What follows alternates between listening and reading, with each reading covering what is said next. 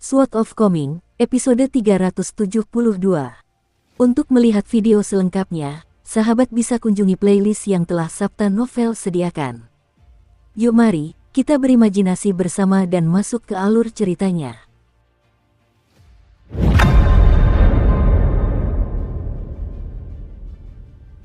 Saat itu adalah hari ke-15 bulan pertama, hari festival Lentera.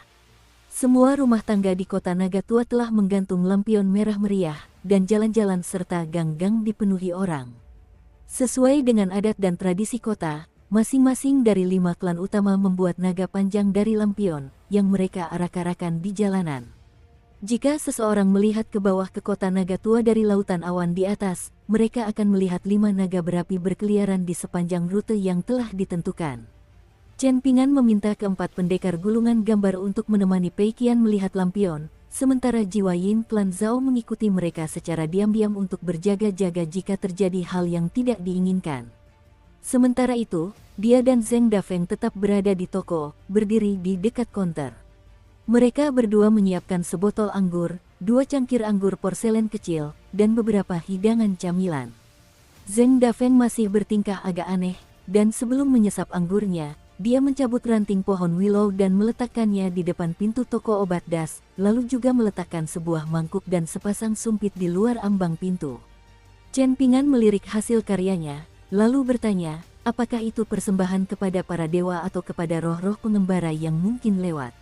Ini adalah tradisi yang diturunkan oleh orang tua itu, Zheng Dafeng menjelaskan sambil tersenyum. Adapun alasan pasti mengapa tradisi ini dipatuhi, orang tua itu tidak pernah memberi tahu kami. Sebagai muridnya, kami hanya menjalankan instruksinya tanpa bertanya mengapa. Tidak ada roh gentayangan atau entitas iblis di kota Nagatua. Dengan begitu banyaknya ahli pemurnian Qi di kota ini, energi yang di sini terlalu melimpah.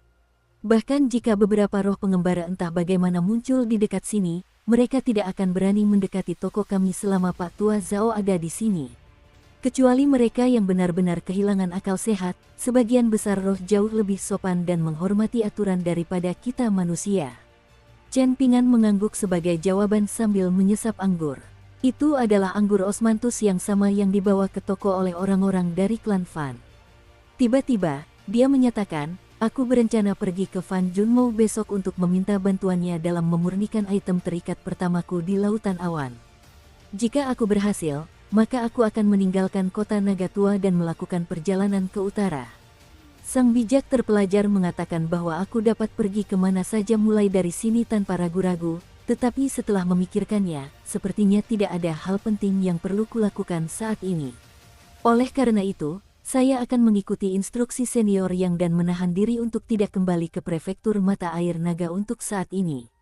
Saya berencana mengunjungi sekitar 3 atau 4 tempat di benua botol berharga timur, yang akan memakan waktu lebih dari 1 tahun secara total, dan setelah selesai, sudah waktunya bagi saya untuk kembali ke prefektur mata air naga. Zheng Dafeng bersandar di konter sambil mengarahkan pandangannya ke gang di luar toko, dan dia dengan santai bertanya, pernahkah Anda mempertimbangkan untuk mendirikan sekte Anda sendiri di prefektur mata air naga? Chen Pingan menggelengkan kepalanya sebagai jawaban. Aku bisa tahu bahwa mendirikan sekte adalah tugas yang sangat merepotkan hanya dengan melihat upaya yang telah dilakukan Guru Ruan. Lagi pula, hak apa yang kumiliki untuk mendirikan sekte sendiri? Zheng Dafeng menyesap sedikit anggur, dan ekspresi bahagia muncul di wajahnya. Itu hanya seteguk kecil anggur osmanthus, namun tampaknya ia mendapatkan kenikmatan yang sama dari seteguk tunggal ini seperti seseorang yang meminum beberapa guci besar anggur berkualitas. Senyum tipis muncul di wajahnya saat dia berkata, jika kita dapat merebut kembali pegunungan di sisi barat prefektur mata air naga satu demi satu hingga memiliki sekitar selusin gunung yang saling terhubung, maka itu akan membangun fondasi energi spiritual yang cukup kuat untuk mendirikan sekte abadi. Namun, bukan tugas mudah untuk membuat kekuatan-kekuatan itu mengakui kepemilikan gunung-gunung tersebut. Kekaisaran Li Agung hanya bersedia menjual gunung-gunung itu dengan harga yang sangat rendah untuk menenangkan kekuatan abadi di daerah tersebut. Jika bukan karena hubunganmu dengan Ruan Qiong, kau bahkan tidak akan mampu membeli gunung permata sejati, apalagi gunung tertindas. Chen Pingan mengangguk sungguh-sungguh sebagai tanda setuju. Meskipun Joel Smallwood tidak terkenal karena kelimpahan energi spiritualnya, bagi kultivator tingkat Golden Core atau Nascentier pada umumnya, memiliki Downtrodden Mountain dan membangun tempat tinggal di sana akan menjadi mimpi yang menjadi kenyataan. Meskipun ia telah mengatakan betapa merepotkannya mendirikan sebuah sekte, Chen Ping'an sangat berharap suatu hari nanti ia dapat mendirikan sektenya sendiri. Bahkan, ia sudah memikirkan tipe orang dan ciri-ciri yang ingin ia miliki di sektenya. Jika tidak, ia tidak akan bertanya kepada Dewa Langit Tua dari Gunung Kedamaian dan Ketenangan tentang berapa biaya untuk membeli formasi perlindungan gunung. Zhong Kui telah menceritakan kepada Chen Ping'an kisah tentang Dewa Langit Tua dari Gunung Kedamaian dan Ketenangan yang mengungkapkan manifestasi dao emasnya untuk mengejar kera putih pembawa pedang sambil memegang cermin bulan bercahaya dan 3 pedangnya, dan Chen Ping'an juga bercita-cita untuk mencapai ketinggian itu suatu hari nanti. Tiba-tiba, lelaki tua bergelar tombak sepanjang kaki muncul di pintu masuk toko obat debu, dan dia melangkah masuk ke toko dengan senyum di wajahnya sambil menyatakan, "Dari kelihatannya, kau akan segera meninggalkan kota naga tua, kan, Chen Ping'an? Sebelum kau pergi, ada sesuatu yang ingin kubicarakan denganmu." Chen Ping'an berdiri, lalu meletakkan cangkir dan sumpitnya sambil tersenyum dan berkata, "Silakan, senior." Pria tua itu memberi isyarat kepada Chen Ping'an untuk melanjutkan makannya, lalu berjalan ke konter dan mengambil beberapa kacang goreng, kemudian memasukkannya ke mulutnya sendiri. Setelah hening sejenak, dia berkata, "Apa yang ingin kuminta darimu mungkin sedikit tidak masuk akal, bahkan mungkin sedikit menyinggung, tetapi ketika takdir memanggil, panggilannya harus dijawab. Jika tidak, begitu kita berpisah di sini, kita mungkin tidak akan pernah bertemu lagi. Tidak mungkin aku bisa mengungkapkannya dengan halus, jadi aku akan langsung saja mengatakan apa yang ada di pikiranku. Saudara Chen, Saudara Dafeng, yang saya minta hanyalah jangan mengusir saya setelah mendengar apa yang ingin saya sampaikan. Beberapa hari terakhir ini, saya benar-benar menghargai hubungan yang telah saya bangun dengan semua orang di sini, dan akan sangat disayangkan jika..." "Cepat katakan saja," bentak Zheng Dafeng. "Kau akan membuatku tertidur jika terus bertele-tele seperti ini." Pria tua itu melemparkan sepotong akar teratai ke mulutnya sendiri, lalu mulai mengunyahnya sambil berkata, "Meskipun Sui Yubian telah menjadi apa yang dikenal sebagai Grandmaster tingkat rendah di kalangan praktisi bela diri, di mata saya, rintangan yang ada di depannya terlalu sulit untuk diatasi, dan paling banter, dia hanya akan mampu menjadi praktisi bela diri tingkat 8. Zheng Dafeng langsung meledak marah begitu mendengar hal itu. "Hanya bisa menjadi seniman bela diri tingkat 8. Apa kau mengerti apa yang kau katakan sekarang, dasar orang tua bangka? Keluarlah dan ulangi lagi, aku tantang kau. Semua dewa bumi dari kota naga tua akan segera menyerbu tempat kejadian dan menamparmu sampai mati." Pria tua itu memiliki kepribadian yang sangat lembut, dan dia sama sekali tidak terganggu oleh komentar pedas Zheng Dafeng saat dia tersenyum dan menjelaskan, menjadi seniman bela diri tingkat 8 akan menjadi berkah dari surga bagi kebanyakan orang, tetapi sejujurnya, Sui Yubian seharusnya tidak pernah menempuh jalan seni bela diri sejak awal. "Apa-apaan kau tadi?" teriak Zheng Dafeng sambil membanting tinjunya ke meja. Pria tua itu buru-buru membungkuk untuk mengambil cangkir Chen Ping'an, lalu mengisinya dengan anggur osmanthus untuk dirinya sendiri sebelum mengangkat cangkir itu ke arah Zheng Dafeng sambil berkata, "Maafkan saya, itu agak terlalu terus terang. Saya akan minum 3 cangkir sebagai hukuman atas kekurangajaran saya." Setelah menghabiskan gelas anggur pertama, ia mengulurkan tangan untuk menuangkan gelas kedua, tetapi Chen Ping'an merebut kendi itu sambil tersenyum dan berkata, "1 gelas saja sudah cukup, senior. Kita semua berteman di sini, jadi tidak perlu terlalu kaku dengan formalitas ini." Pria tua itu dengan malu-malu meletakkan cangkirnya, lalu menyeka bibirnya dengan tangan sambil berkata dengan nada sedih, "Ini anggur yang luar biasa. Sayang sekali rasanya agak terlalu lembut, jadi saya perlu minum setidaknya beberapa cangkir untuk dapat sepenuhnya menikmatinya." "Kau mau bilang apa? Cepatlah," desak Zheng Dafeng sambil menyesap anggurnya sendiri. "Sui Yubian adalah seorang jenius pedang bawaan yang sangat langka," lanjut lelaki tua itu. "Dia tidak hanya memiliki bakat yang dibutuhkan untuk menjadi pendekar pedang abadi, yang terpenting, hatinya sangat murni, jadi ada kemungkinan besar dia akan mampu menembus hambatan 5 tingkat atasnya sebagai pendekar pedang tingkat pemula di masa depan. Saudara Chen, Jika Anda bersedia membiarkannya ikut dengan saya dan bergabung dengan sekte saya jamin bahwa dalam 100 tahun, paling lama 120 tahun, saya dapat mengembangkannya menjadi pendekar pedang tingkat pemula yang sangat tangguh, dan dari sana, saya jamin bahwa hanya akan membutuhkan waktu paling lama 1 abad lagi baginya untuk mencapai tingkat giok belum dipoles. Chen Ping'an tersenyum dan tidak menjawab, tetapi ia memberikan sumpitnya kepada lelaki tua itu dan juga menuangkan secangkir anggur untuknya. Kau bermain api, dasar orang tua mesum. Apa kau tidak takut terbakar? Zheng Dafeng mencibir. Lagi pula, Sui Yubian sudah menjadi seniman bela diri tingkat tubuh Vajra, dan tidak akan sulit baginya untuk mencapai tingkat pengembara jauh. Yang dia butuhkan hanyalah waktu untuk mengasah fisik tubuhnya. Namun, kau memintanya untuk meninggalkan dasar kultivasi bela dirinya dan melepaskan ki sejatinya, hanya demi janji yang sama sekali tidak berdasar untuk menjadi pendekar pedang tingkat 5 atas dalam 1 atau 2 abad. Aku sudah bilang permintaanku agak tidak masuk akal, kan? Protes lelaki tua itu. Masalahnya adalah, akan sangat disayangkan jika seseorang dengan bakat luar biasa seperti Sui Yubian menyia-nyiakan hidupnya untuk mengejar jalan seni bela diri. Jika aku belum pernah bertemu dengannya, mungkin tidak apa-apa, tetapi sekarang setelah aku melihatnya, aku tidak tahan untuk tidak mengatakan apapun. Ini sungguh sia-sia. Bayangkan saja, Sui Yubian adalah gadis yang sangat cantik. Sekalipun dia berhasil menjadi seniman bela diri tingkat 8 di masa depan, dia hanya akan mampu bertarung fisik dengan orang lain.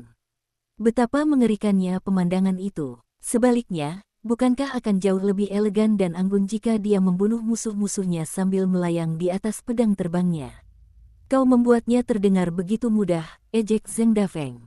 Semakin tinggi tingkat kultivasi seorang seniman bela diri murni, semakin berbahaya bagi mereka untuk melepaskan ki sejati mereka, terutama bagi seorang seniman bela diri tingkat 3 penempaan pikiran seperti dia.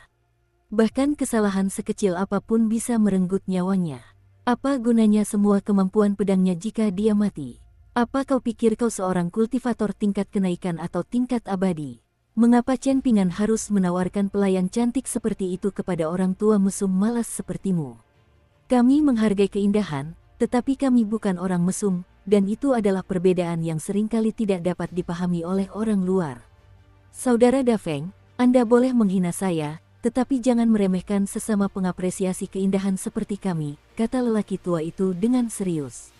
Zheng Dafeng mengacungkan jempol kepada lelaki tua itu sambil memuji, itu dikatakan dengan sangat baik. Saya tidak menemukan kesalahan apapun di dalamnya.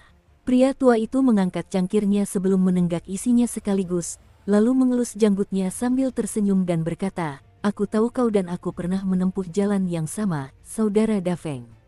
Pertemuan pertama kita agak canggung, tapi aku rasa kita bisa menjadi sahabat baik. Sementara itu, Chen Ping'an mengunyah kacang dengan ekspresi termenung di wajahnya, dan lelaki tua itu tidak berani mencoba memaksanya untuk mengambil keputusan. Dialah yang akan memutuskan apakah permintaan lelaki tua itu akan dipenuhi atau tidak.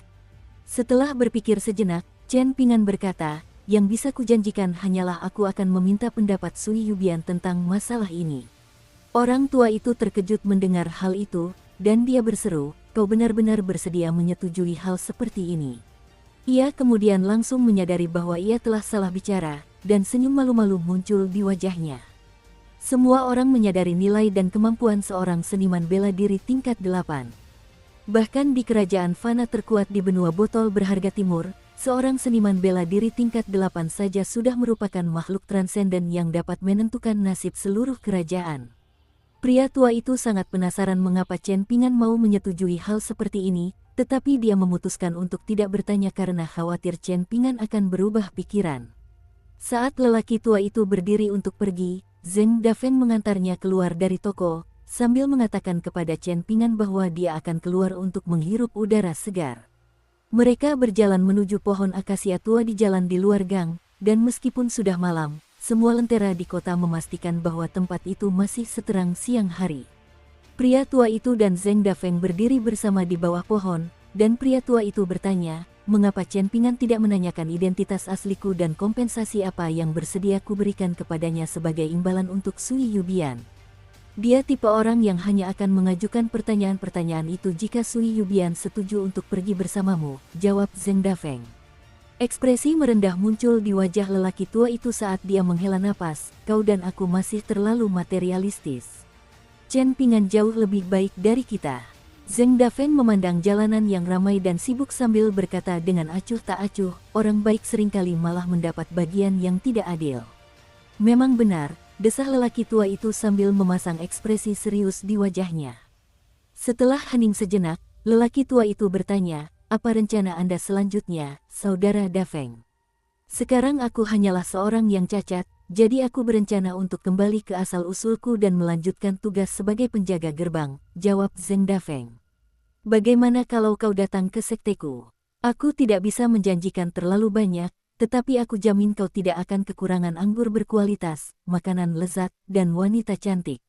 Kau sudah tahu bagaimana aku pasti akan sering datang menemuimu hanya untuk mengobrol, jadi kau juga tidak akan bosan, ajak lelaki tua itu. Aku tidak ingin berhutang budi padamu sebesar itu, dan aku sudah tidak sanggup lagi melakukan perjalanan sejauh itu, jawab Zheng Dafeng sambil menggelengkan kepalanya. Jangan terlalu pesimis, hibur lelaki tua itu sambil menepuk bahu Zheng Dafeng. Tidak ada rintangan yang tidak dapat diatasi dalam hidup. Zheng Dafeng tak kuasa menahan diri untuk memutar bola matanya saat mendengar itu. Kau seorang ahli pemurnian Qi tingkat 5 atas yang masih saja tak tahu malu menikmati makanan dan minuman gratis, namun kau menyuruhku, seorang yang cacat, untuk lebih optimis. Apa kau tidak merasa malu? Kupikir aku telah menyembunyikan tingkat kultivasiku dengan sangat baik, tetapi kau masih bisa melihat identitasku sebagai seorang immortal tingkat 5 atas yang agung. Sepertinya aku bisa menyembunyikan tingkat kultivasiku sesuka hatiku, tetapi aura keagunganku akan selalu mengungkap jati diriku, desah lelaki tua itu. Zheng Dafeng menoleh ke arah lelaki tua itu dengan ekspresi kesal sambil bertanya, pasti ada banyak sekali orang di sekte Anda yang mengantre untuk menghajar Anda. Tidak sama sekali, bantah lelaki tua itu sambil menggelengkan kepalanya. Dulu, saat masih muda, aku sangat populer di kalangan adik dan kakak perempuanku berkat parasku yang tampan, dan setiap kali aku mendapat masalah, mereka semua akan berebut untuk membantuku. Seiring bertambahnya usia, aku menyadari bahwa tidak baik untuk bersenang-senang dengan wanita sepanjang hari, jadi aku mulai lebih fokus pada kultivasiku, dan aku mengalami kemajuan pesat. Oleh karena itu, para tetua sekteku sangat menghormatiku dan sangat melindungiku. Sekarang aku sudah tua, aku telah mencapai puncak dunia kultivasi, dan tidak ada yang bisa menyentuhku lagi. Zheng Dafeng menepuk bahu lelaki tua itu sambil berkata, kau sangat beruntung tidak dibesarkan di kampung halamanku. Kalau tidak, kau pasti sudah lama mendapat pelajaran berharga tentang kerendahan hati. Pria tua itu hanya tersenyum sebagai tanggapan, lalu bergumam pada dirinya sendiri, jika Sui Yubian benar-benar setuju untuk bergabung dengan sekteku, maka aku harus berpikir matang tentang apa yang akan kuberikan sebagai hadiah selamat datang kepadanya, dan aku juga harus memikirkan apa yang harus kuberikan kepada Chen Pingan atas kesediaannya membiarkannya pergi. Mengapa kamu tidak memberi Sui Yubian alat surgawi? Zheng Dafeng mencemooh. Aku tidak bisa melakukan itu, lelaki tua itu terkekeh. Tidak mungkin aku akan memberikan sesuatu yang begitu berharga kepadanya sebelum dia mencapai setidaknya tingkat giok yang belum dipoles. Bahkan setelah itu, dia harus setuju untuk melindungi sekteku setidaknya selama 300 tahun. Jika tidak, aku tidak akan sanggup berpisah dengan harta yang begitu berharga. Dukung terus channel YouTube Sabta Novel. Saat Pei Qian dan yang lainnya kembali ke toko obat, hari sudah larut malam. Chen Pingan telah menunggu mereka di pintu masuk toko sepanjang waktu, dan dia memanggil Sui Yubian, memberitahunya bahwa dia ingin membicarakan sesuatu dengannya. Mereka berdua perlahan berjalan menyusuri gang bersama, dan Chen Pingan menceritakan kepadanya tentang niat lelaki tua itu untuk mengundangnya berlatih sebagai pendekar pedang di sektenya. Sui Yubian bertanya kepada Chen Pingan apakah dia mengetahui sesuatu tentang lelaki tua itu, termasuk namanya, tingkat kultivasinya, dan sekte apa sebenarnya yang dianutnya. Chen Pingan menjawab bahwa ia hanya akan mengajukan pertanyaan-pertanyaan ini jika Sui Yubian menyetujui usulan tersebut. Bahkan, ia akan sampai mengirimkan surat pedang terbang ke Gunung Kedamaian dan Ketenangan dan meminta Dewa Langit Tua untuk memverifikasi informasi yang diberikan oleh lelaki tua itu. Hanya setelah memastikan bahwa tidak ada yang salah, barulah ia akan mengizinkan Sui Yubian pergi bersama lelaki tua itu. Sui Yubian terdiam setelah mendengar itu, dan ia terdiam cukup lama. Chen Ping'an hanya bisa berjalan keluar dari gang bersamanya, menuju jalan raya yang jauh lebih sepi daripada siang hari. Sui Yubian telah tewas 2 kali selama pertempuran di kuil yang bobrok, dan dia menemui ajalnya sekali lagi selama pertempuran di luar kota Naga Tua. Karena sudah mati 3 kali, batas kemampuan bela dirinya telah mentok di tingkat ke-8. Tiba-tiba, Sui Yubian berhenti di tempatnya dan bertanya, "Kau pasti sangat ingin aku pergi bersamanya, kan? Dengan begitu, kau setidaknya akan mendapatkan 1 atau 2 harta sebagai kompensasi, dan orang tua itu juga akan berhutang budi padamu atas kesulitanmu, bukan begitu?" Chen Ping'an menggelengkan kepalanya sebagai jawaban. "Jika bukan karena aku tidak punya pilihan lain, aku lebih suka kau tetap di sisiku. Idealnya, aku akan membantumu menyebarkan ki sejatimu dengan aman, lalu menjadi pendekar pedang agar kemampuanmu bisa meningkat melebihi apa yang bisa kau capai sebagai seorang seniman bela diri. Namun, kau harus mengerti bahwa saat ini, aku hanyalah seniman bela diri tingkat ke-5, dan aku baru saja mulai membangun kembali jembatan keabadianku.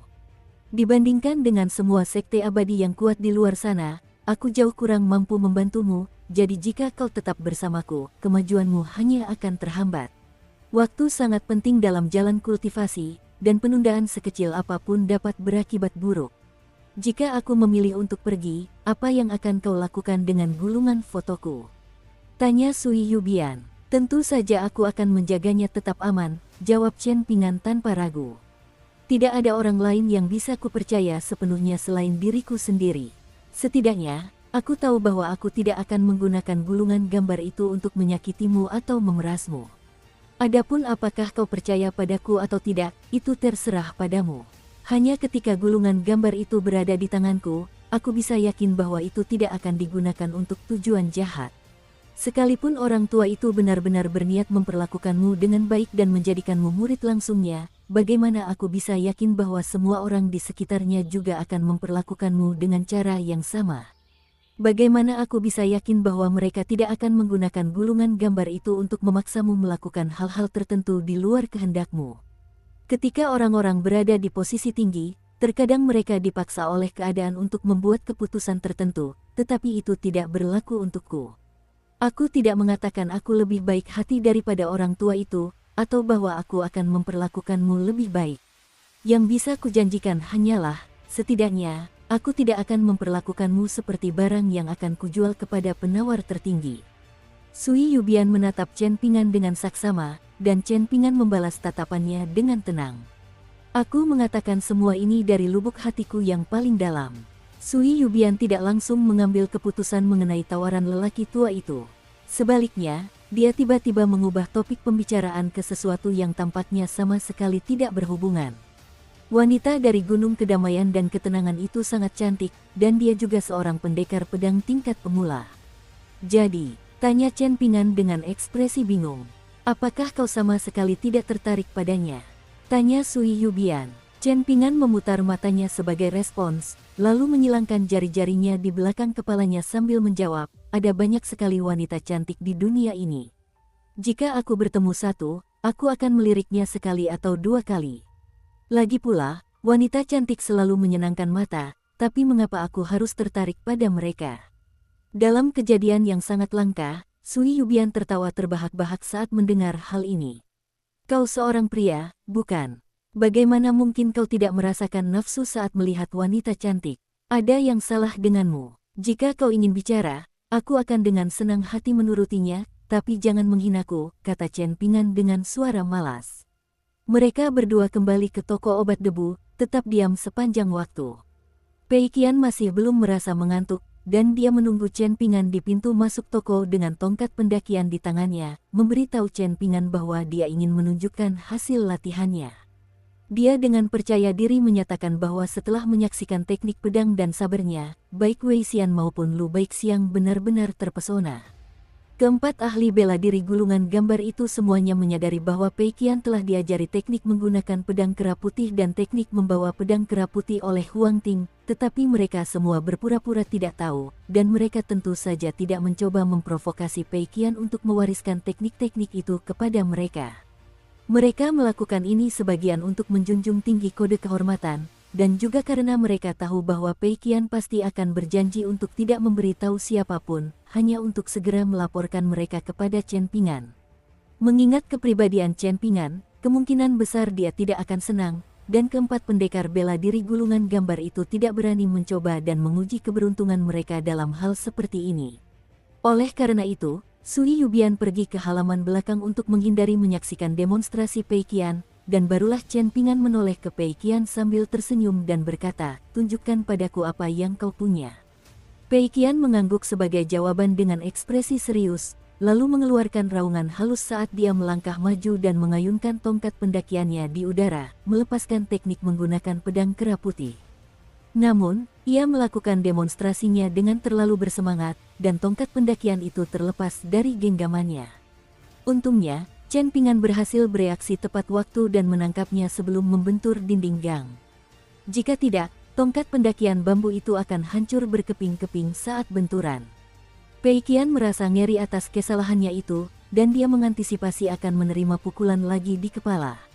Yang mengejutkannya, Chen Ping'an mengembalikan tongkat pendakiannya sambil tersenyum dan berkata, "Kau memiliki semangat yang tepat, pastikan untuk berlatih meditasi berjalan 6 langkahmu dengan tekun mulai sekarang. Jika tidak, meskipun kau memiliki teknik pedang dan saber terbaik sekalipun, jika kau tidak memiliki fisik yang dibutuhkan untuk melepaskannya, maka kau hanya akan mempermalukan dirimu sendiri." Pei Qian menghentakkan kakinya ke tanah karena frustrasi dan kecewa mendengar ini. Jika dia tahu hasilnya akan seperti ini, dia tidak akan mencoba pamer di depan Chen Ping'an. Pada akhirnya, dia masih harus kembali berlatih meditasi berjalan, dan itu sangat merepotkan. "Kamu perlu mengalami lebih banyak kesulitan selagi masih muda," kata Chen Ping'an sambil menepuk kepalanya. Pei Qian mengangkat kepalanya dengan ekspresi penuh harap di wajahnya sambil bertanya, "Apakah itu berarti aku bisa menikmati hidupku setiap hari setelah dewasa nanti? Apakah aku tidak perlu lagi membuat transkripsi? Bisakah aku minum anggur kapanpun aku mau dan makan apapun yang aku mau?" "Kamu akan tahu jawabannya setelah dewasa nanti," jawab Chen Ping'an sambil tersenyum, lalu menuntunnya masuk ke toko sebelum menutup pintu. Pei Qian menundukkan kepala sambil menghela napas, "Aku sebenarnya tidak ingin tumbuh dewasa. Wanita itu bilang aku tidak terlalu cantik, jadi kemungkinan besar aku tidak akan cantik bahkan setelah dewasa nanti. Di usiaku sekarang, meskipun aku jelek, orang-orang tetap akan bilang aku imut, tapi jika aku tumbuh menjadi wanita yang jelek, maka tidak akan ada yang memanggilku imut lagi." Saat kami sedang melihat lampion hari ini, Zulian tiba-tiba berkata bahwa dalam beberapa tahun, aku akan mampu menangkal roh jahat bahkan lebih efektif daripada Dewa Pintu. Saat itu, aku sangat senang mendengarnya, tetapi aku merasa ada sesuatu yang tidak beres.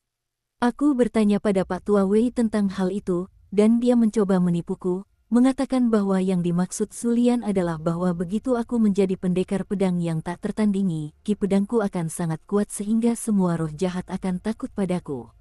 Pada akhirnya, kakak Sui lah yang mengatakan yang sebenarnya kepadaku. Dia mengatakan bahwa yang dikatakan Zulian adalah, begitu aku dewasa, aku akan menjadi sangat jelek sehingga hantu pun akan takut padaku. Bagaimana mungkin dia begitu tidak berperasaan? Aku selalu makan setengah mangkuk nasi ekstra setiap kali dia memasak, dan aku selalu yang paling memuji masakannya, jadi bagaimana mungkin dia berbicara tentangku seperti itu? Ekspresi geli muncul di mata Chen Ping'an, dan dia meniru tingkah laku Pei Qian sambil menghela napas, sungguh menjengkelkan. Pei Qian merasa hal itu sangat lucu, dan senyum lebar langsung menghiasi ekspresi cemberutnya. Setelah kembali ke kamarnya, Pei Qian duduk berhadapan dengan Sui Yubian, yang sedang berlatih meditasi berdiri. Pei Qian menopang dagunya di tangannya sambil menatap Sui Yubian dengan saksama, lalu bertanya dengan suara pelan, "Bagaimana bisa kau begitu cantik, kakak Sui? Bisakah kau mengajariku?" Sui Yubian membuka matanya, dan dia tampak dalam suasana hati yang cukup baik hari ini saat dia menahan rasa geli dan memasang ekspresi serius sebelum menjawab, "Kamu harus memastikan untuk sungguh-sungguh dan tekun dalam segala hal yang kamu lakukan, termasuk membaca, membuat transkripsi, meditasi berjalan, meditasi berdiri, latihan teknik pedang dan sabar, dan bahkan tugas-tugas yang tampaknya sepele seperti mengerjakan pekerjaan rumah." Pei Qian menoleh ke samping sambil mencibir, "Itu jelas tidak benar, kakak Sui. Sui Yubian mengangguk sebagai jawaban, lalu meniru Huang Ting sambil menghela napas. Kau gadis yang pintar, sayang sekali penampilanmu begitu menyedihkan. Pei Qian berpaling dengan ekspresi muram, lalu meletakkan kepalanya di tepi meja. Setelah itu, dia mengeluarkan jimat kertas kuning kesayangannya sebelum menempelkannya ke dahinya sendiri sambil bertanya, Kakak Sui, apakah kau menyukai ayahku? Sui Yubian terdiam karena pertanyaan mendadak ini. Sepertinya Pei Qian juga tidak benar-benar tertarik mendengar jawabannya, dan tak lama kemudian, Sui Yubian sudah menutup matanya lagi untuk melanjutkan latihan meditasi berdirinya, melebarkan meridiannya dan menyehatkan konstitusi fisiknya sendiri. Pei Qian dengan hati-hati menyesuaikan jimat kertas kuning di dahinya, lalu berdoa dengan suara pelan, Tuhan, lindungi aku dan usir semua hantu dan roh jahat, wahai jimat. Malam itu, jiwa Yin Clan Zhao mendekati Chen Pingan, memberitahunya bahwa ia memiliki sesuatu untuk disampaikan kepadanya dari sang bijak terpelajar. Ternyata, Sekte Daun Payung telah secara resmi memberikan kompensasinya. Inti emas dari Iblis Agung tingkat 12 itu telah dimurnikan oleh Dumao di dunia kecil Daun Payung dalam upayanya yang putus asa untuk naik ke tingkat yang lebih tinggi. Sebagai imbalannya, Sekte Daun Payung menawarkan 2 fragmen manifestasi Dao 5 warna, salah satunya kira-kira sebesar jari, sedangkan yang lainnya sekitar sebesar kepalan tangan. Setelah seorang kultivator tingkat 12 meninggal, ada kemungkinan mereka akan meninggalkan sejumlah sisa-sisa keabadian.